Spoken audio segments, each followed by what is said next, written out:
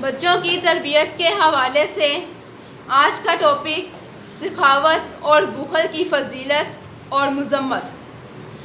اللہ تعالیٰ کی خوشنودی حاصل کرنے کے لیے اس کے دیے ہوئے مال میں سے اس کے بندوں پر خرچ کرنا سخاوت کہلاتا ہے۔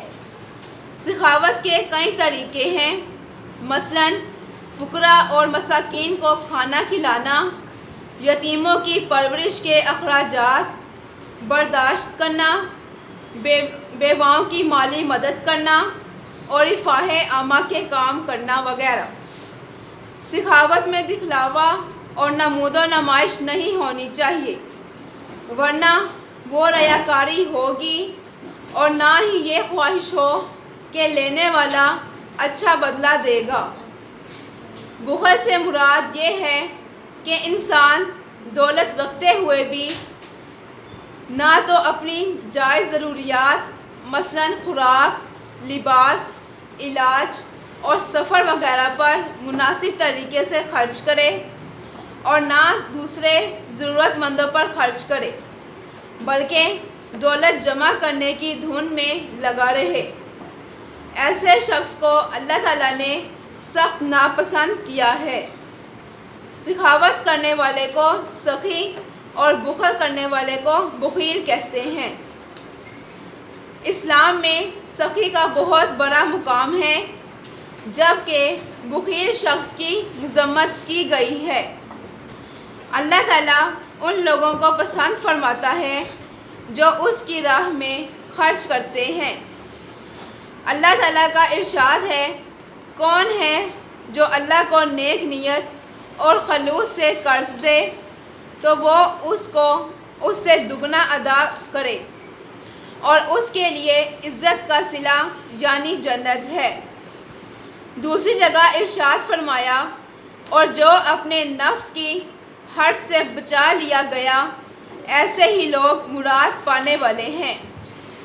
نبی اکرم صلی اللہ علیہ وآلہ وسلم خود بھی بے حد سخی تھے اور صحابہ کرام رضی اللہ تعالیٰ عنہ کو بھی اس کا درس دیتے تھے۔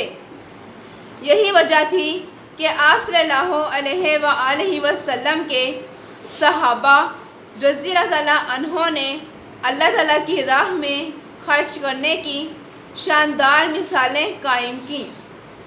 چنانچہ آپ صلی اللہ علیہ وآلہ وسلم اور آپ صلی اللہ علیہ وآلہ وسلم کے صحابہ رضی اللہ تعالیٰ عنہ نے ہمیشہ غریبوں، محروموں، یتیموں اور بیواؤں کی خدمت کی، غلاموں کا خاص خیال رکھا اور رفاہ عامہ کے کاموں میں اعلیٰ مثالیں قائم کیں۔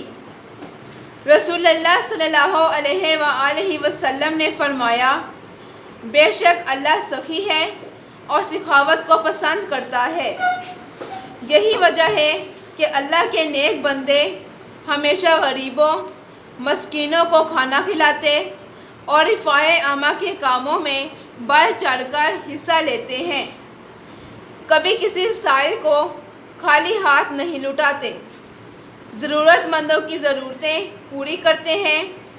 جب بھی معاشرے میں کوئی قدرتی آفت آتی ہے تو کمر بستہ ہو جاتے ہیں اور اللہ تعالیٰ کے دیے ہوئے مال کو خرچ کرتے ہیں۔ اس کے برعکس بخیل آدمی ہمیشہ مال اور دولت کے حساب میں گم رہتے ہیں، دولت پر سانپ بن کر بیٹھ جاتے ہیں اور اپنی جائز ضروریات پر بھی خرچ نہیں کرتے۔ ایسے لوگوں کے لیے سخت عذاب ہے۔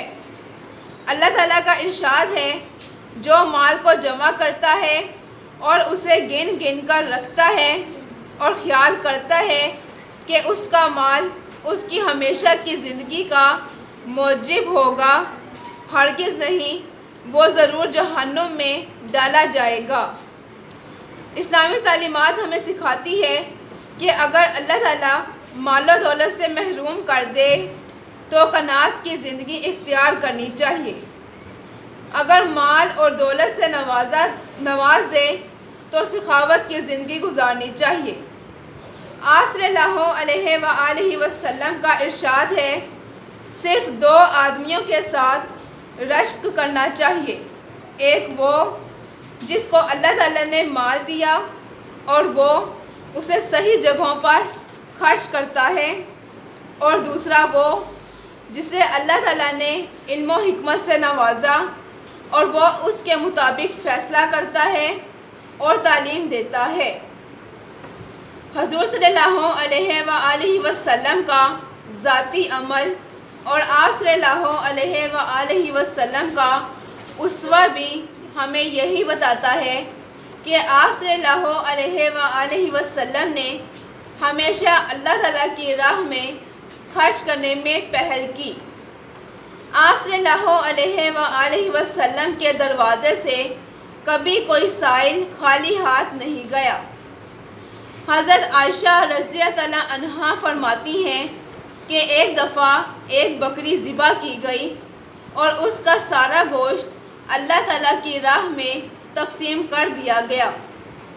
حضور اکرم صلی اللہ علیہ وآلہ وسلم تشریف لائے تو دریافت فرمایا کہ بکری میں سے کچھ باقی بھی بچا ہے۔ حضرت عائشہ رضی اللہ عنہا کہتی ہیں کہ میں نے کہا کہ یہ دستی باقی بچی ہے۔ آپ صلی اللہ علیہ وآلہ وسلم نے فرمایا اس دستی کے علاوہ جو اللہ کی راہ میں تقسیم کر دیا گیا ہے وہی در حقیقت باقی اور کام آنے والا ہے۔ صحابہ کرام رضی اللہ عنہم سخاوت میں بڑھ چڑھ کر حصہ لیا کرتے تھے۔ غزوہ تبوک کے موقع پر حضرت ابوبکر صدیق رضی اللہ عنہ کا اپنے گھر کا سارا سامان اور حضرت عمر فاروق رضی اللہ عنہ کا اپنے گھر کا آدھا اللہ تعالیٰ کی راہ میں دے دیا۔ صحابہ کرام رضی اللہ عنہ کی سخاوت کی بہترین مثالیں ہیں۔ حضرت عثمان رضی اللہ عنہ کا سخاوت کی وجہ سے لقب ہی غنی مشہور ہو گیا۔ کوشچن کر رہی ہوں، سخاوت سے کیا مراد ہے؟ جی، بخل کسے کہتے ہیں؟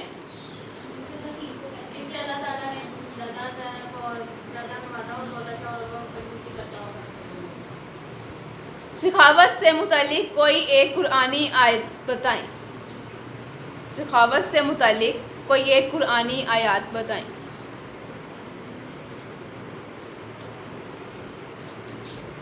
سخاوت کے بارے میں اسوہ رسول صلی اللہ علیہ وآلہ وسلم کیا ہے؟